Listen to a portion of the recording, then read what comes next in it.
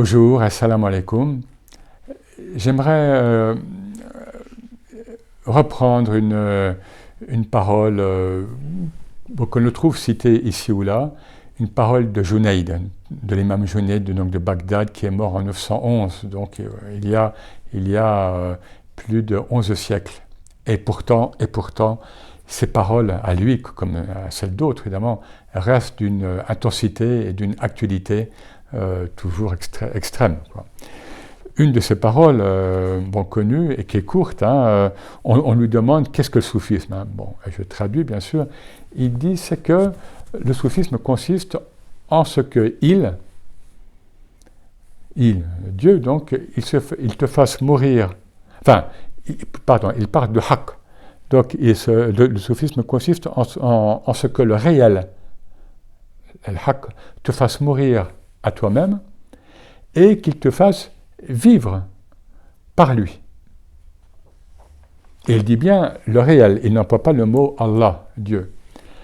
Pourquoi ?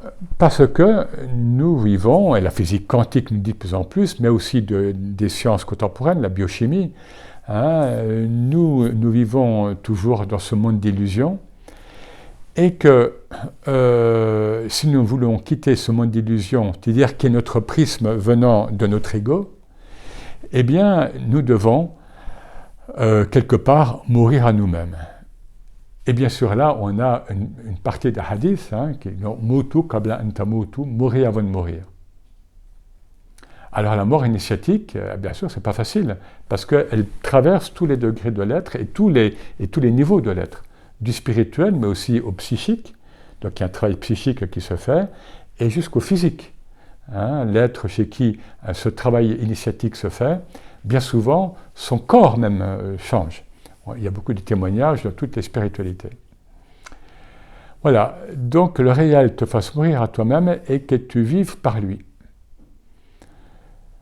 Donc c'est-à-dire, bien sûr, on est dans des, pas des catégories, parce que ce serait trop formaliste, mais dans des expériences fondatrices, je dirais, donc du fana et du baka, donc dans le soufisme, c'est-à-dire que tu t'éteins à toi-même, non pas casser l'ego, non pas l'amoindrir, mais simplement tu le mets à sa place, tu prends du recul par rapport à lui, tu l'accompagnes, il ne faut pas être violent non plus. À certaines époques passées, les maîtres spirituels notamment pouvaient être violents avec l'ego des disciples. Maintenant, disons que voilà, tu as conscience que tu as un ego, et que tu vois le monde par le prisme donc, de cet ego.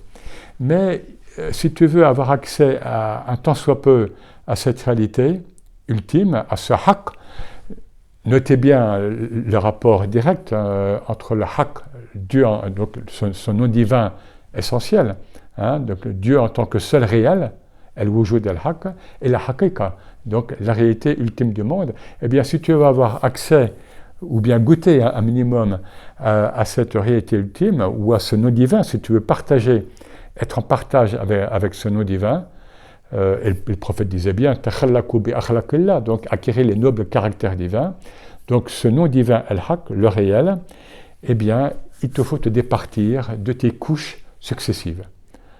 Tabakan an tabak, c'est une des interprétations d'un passage coranique, de couche en couche. Vous saurez monter de couche en couche, mais là, il s'agit de nous départir de nos couches physiques, mais surtout psychiques, mentales. Et là, le cher Alaoui a cette image, lorsque tu prends un oignon, compare ta personnalité, ce que tu crois être ta personnalité, c'est-à-dire ton individu.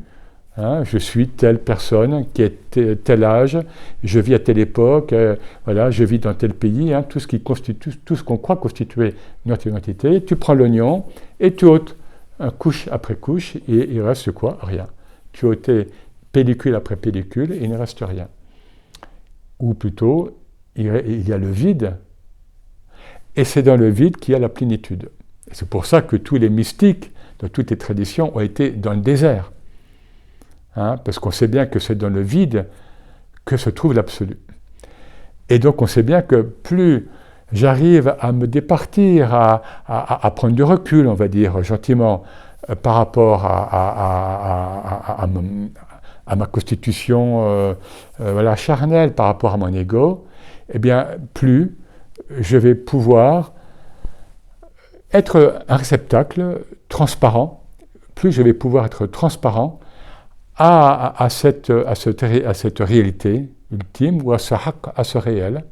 Et n'oublions jamais ce très beau hadith Qudsi, hein, ni mon ciel où Dieu parle, ni mon ciel ni ma terre ne me contiennent, seul me contient le cœur de mon serviteur fidèle. Donc la transparence.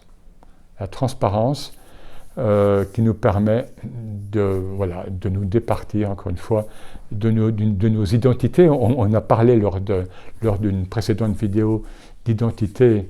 Alors, certains parlent d'identité meurtrière, oui, parce qu'en fait, une identité partielle, trop marquée par des penchants égotiques, nous amène à mourir soi-même, et quand on meurt soi-même, quand on étouffe, lorsque l'ego étouffe, on donne la mort. Et c'est ce qui se passe chez certains que l'on connaît trop actuellement. Or, qu'on s'ouvre à cet espace intérieur, eh bien, le réel peut se mirer en nous. Hein, c'est-à-dire, l'être humain à ce moment-là, en tant que représentant de Dieu sur terre, en tant que créature élue, peut agir comme une fonction miroir de cette ipséité, de cette identité divine. Quand Dieu le veut, et où il le veut, et à l'instant où il le veut. Merci à vous.